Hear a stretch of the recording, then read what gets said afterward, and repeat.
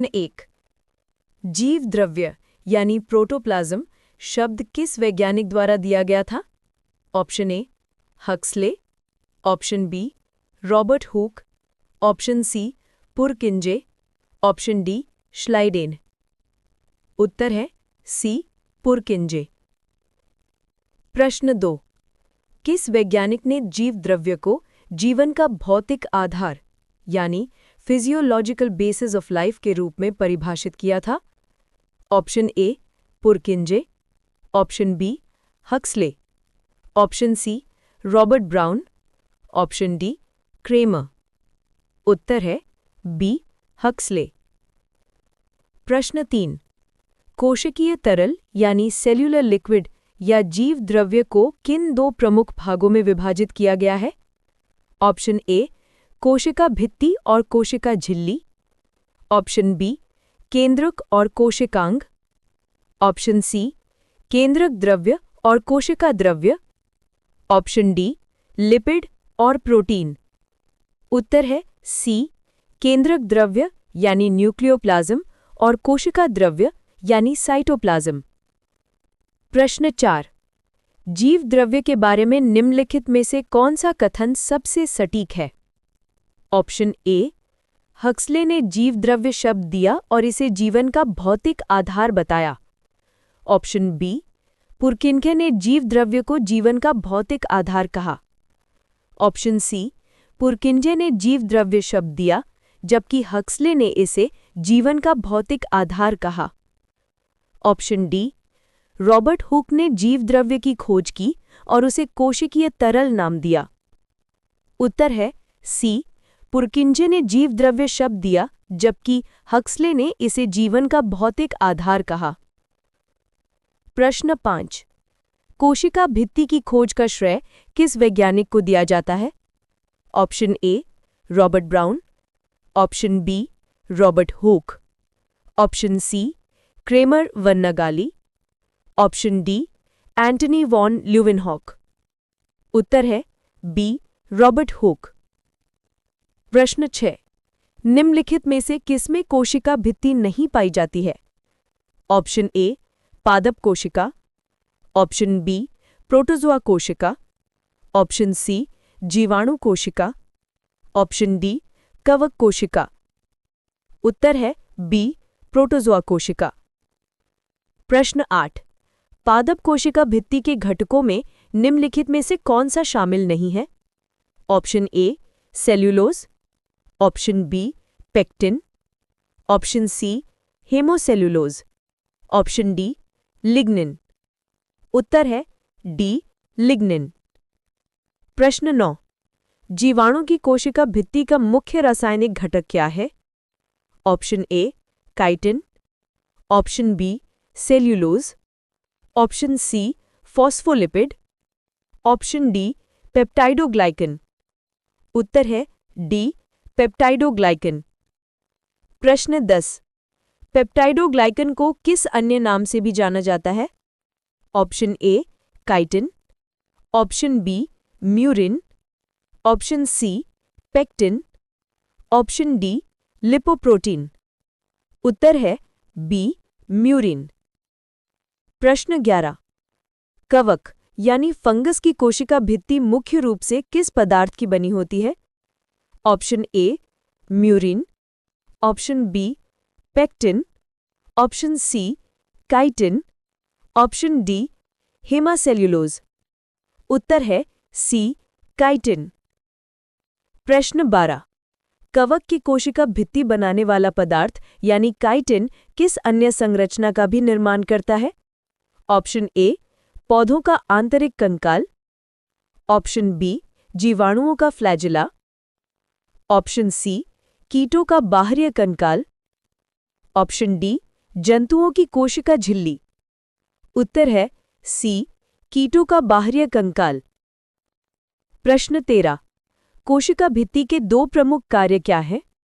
Option A ऊर्जा उत्पादन और परिवहन, ऑप्शन बी सुरक्षा और आकृति प्रदान करना, ऑप्शन सी आनुवंशिक सूचना का भंडारण और प्रोटीन संश्लेषण, ऑप्शन डी चयनात्मक पारगम्यता और कोशिका विभाजन। उत्तर है बी, सुरक्षा और आकृति प्रदान करना। प्रश्न 14। निम्नलिखित में से कौन सा समूह केवल उन जीवों का प्रतिनिधित्व करता है जिनमें कोशिका भित्ति पाई जाती है? ऑप्शन ए, पादप जंतु कवक। ऑप्शन बी, जीवाणु जंतु पादप। ऑप्शन सी, पादप जीवाणु कवक। ऑप्शन डी, कवक जंतु जीवाणु। उत्तर है सी, पादप जीवाणु कवक। प्रश्न 15। एक कोशिका की सूक्ष्मदर्शी जांच में पाया गया कि उसकी बाहरी भित्ति पेप्टाइडोग्लाइकन और म्यूरिन से बनी है। ये कोशिका किसकी हो सकती है? ऑप्शन ए, एक पादप की। ऑप्शन बी, एक कवक की। ऑप्शन सी, एक जंतु की। ऑप्शन डी, एक जीवाणु की। उत्तर है डी, एक जीवाणु की। प्रश्न 16। कोशिका झिल्ली के लिए निम्नलिखित में से किस नाम का प्रयोग नहीं किया जाता है? ऑप्शन ए, प्लाज्मा झिल्ली यानी प्लाज्मा मेम्ब्रेन। ऑप्शन बी, चयनात्मक झिल्ली यानी selective membrane. Option C, unit membrane. Option D, कोशिका झिल्ली यानी सेल मेम्ब्रेन। उत्तर है सी, यूनिट मेम्ब्रेन। प्रश्न 17। प्लाज्मा झिल्ली यानी प्लाज्मा मेम्ब्रेन शब्द का श्रेय किन वैज्ञानिकों को दिया जाता है? Option A, Robert hook.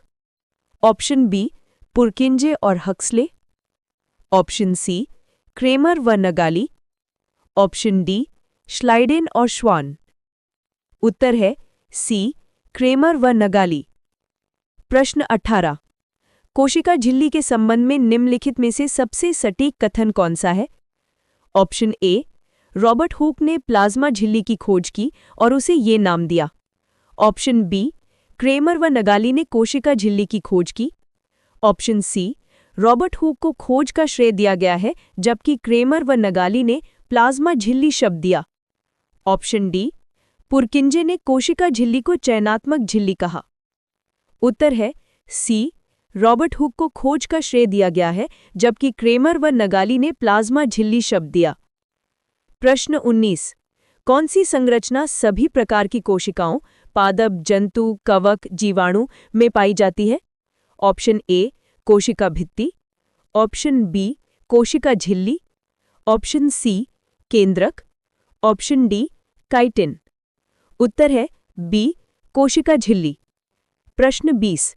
कोशिका झिल्ली का निर्माण मुख्य रूप से किस प्रकार के अणु से होता है? Option A, cellulose. Option B, peptidoglycan. Option C, phospholipid. Option D, chitin. उत्तर है सी, फॉस्फोलिपिड। प्रश्न 21। कोशिका झिल्ली की संरचना कैसी होती है? ए, एक परतीय। बी, त्रिपरतीय। सी, द्विपरतीय। डी, असंरचित। उत्तर सी, द्विपरतीय। प्रश्न 22। कोशिका झिल्ली की द्विपरतीय संरचना में लिपिड के साथ और कौन सा घटक मौजूद होता है? A, protein. B, carbohydrate. C, nucleic अम्ल। D, pectin. उत्तर ए, प्रोटीन। प्रश्न 23। कोशिका भित्ति और कोशिका झिल्ली के बीच एक मौलिक अंतर क्या है? ए, कोशिका भित्ति केवल पादपों में होती है जबकि झिल्ली सभी में होती है। बी, कोशिका झिल्ली सभी कोशिकाओं में पाई जाती है जबकि कोशिका भित्ति केवल पादप जीवाणु और कवक में होती है। सी, कोशिका भित्ति फॉस्फोलिपिड की बनी होती है जबकि झिल्ली सेल्यूलोज की बनी होती है। डी, दोनों की खोज क्रेमर व नागेली ने की थी। उत्तर बी, कोशिका झिल्ली सभी कोशिकाओं में पाई जाती है जबकि कोशिका भित्ति केवल पादप जीवाणु और कवक में होती है। प्रश्न 24। पादप कोशिका में कोशिका झिल्ली की स्थिति कोशिका भित्ति के संबंध में क्या है? ए, ये कोशिका भित्ति के बाहर स्थित होती है। बी, ये कोशिका भित्ति के अंदर स्थित होती है। सी, ये कोशिका भित्ति में अंतर्निहित होती है। डी, पादप कोशिकाओं में कोशिका झिल्ली नहीं होती है। उत्तर बी, ये कोशिका भित्ति के अंदर स्थित होती है। प्रश्न 25। जीव और उसकी कोशिका भित्ति के मुख्य घटक का सही मिलान कौन सा है? ए, पादप काइटिन, जीवाणु सेल्यूलोज, कवक पेप्टाइडोग्लाइकॉन। बी, पादप पेप्टाइडोग्लाइकॉन, जीवाणु काइटिन, कवक सेल्यूलोज। सी, पादप सेल्यूलोज, जीवाणु पेप्टाइडोग्लाइकॉन, कवक काइटिन। डी, पादप सेल्यूलोज, जीवाणु काइटिन, कवक पेप्टाइडोग्लाइकॉन। उत्तर सी पादप सेल्यूलोज, जीवाणु पेप्टाइडोग्लाइकॉन, कवक काइटिन। प्रश्न 26। निम्नलिखित कथनों में से कौन सा कथन गलत है? ए कवक की कोशिका भित्ति काइटिन की बनी होती है। बी कोशिका झिल्ली सभी कोशिकाओं में पाई जाने वाली एक द्विपरतीय संरचना है। सी रॉबर्ट हुक ने जीव द्रव्य शब्द दिया था। डी जीवाणु की कोशिका भित्ति पेप्टाइडोग्लाइकॉन की बनी होती है। उत्तर सी रॉबर्ट हुक ने जीव द्रव्य शब्द दिया था। प्रश्न 27। एक कोशिका का विश्लेषण करने पर पता चलता है कि उसमें फॉस्फोलिपिड की एक द्विपरतीय झिल्ली है, लेकिन सेल्यूलोज, पेप्टाइडोग्लाइकॉन या काइटिन से बनी कोई बाहरी भित्ति नहीं है। ये किस प्रकार की कोशिका हो सकती है? ए पादप कोशिका, बी जीवाणु कोशिका, सी कवक कोशिका, डी जंतु कोशिका। उत्तर डी जंतु कोशिका। प्रश्न 28। वैज्ञानिक रॉबर्ट हुक का नाम किन दो कोशिकीय संरचनाओं की खोज के साथ जोड़ा गया है? ए जीव द्रव्य और केंद्रक, बी कोशिका भित्ति और कोशिका झिल्ली, सी कोशिका भित्ति और केंद्रक, डी कोशिका झिल्ली और जीव द्रव्य। उत्तर बी कोशिका भित्ति और कोशिका झिल्ली। प्रश्न 29। सेल्यूलोज, पेप्टाइडोग्लाइकॉन और काइटिन में क्या सामान्य विशेषता है? ए ये सभी प्रोटीन हैं। बी ये सभी केवल पादप कोशिकाओं में पाए जाते हैं। सी ये सभी विभिन्न जीवों में कोशिका भित्ति के संरचनात्मक घटक है। डी ये सभी फॉस्फोलिपिड के प्रकार हैं। उत्तर सी ये सभी विभिन्न जीवों में कोशिका भित्ति के संरचनात्मक घटक हैं। प्रश्न 30। जंतु कोशिका की सबसे बाहरी परत क्या बनाती है? ए सेल्यूलोज की एक परत, बी काइटिन की एक परत, सी पेप्टाइडोग्लाइकॉन की एक परत, डी फॉस्फोलिपिड की एक परत, कोशिका झिल्ली। उत्तर डी फॉस्फोलिपिड की एक परत, कोशिका झिल्ली। प्रश्न 31। कोशिका द्रव्य यानी साइटोप्लाज्म और केंद्रक द्रव्य यानी न्यूक्लियोप्लाज्म मिलकर किस बड़ी इकाई का निर्माण करते हैं? ए कोशिका भित्ति, बी जीव द्रव्य, सी कोशिका झिल्ली, डी कोशिकांग। उत्तर बी जीव द्रव्य,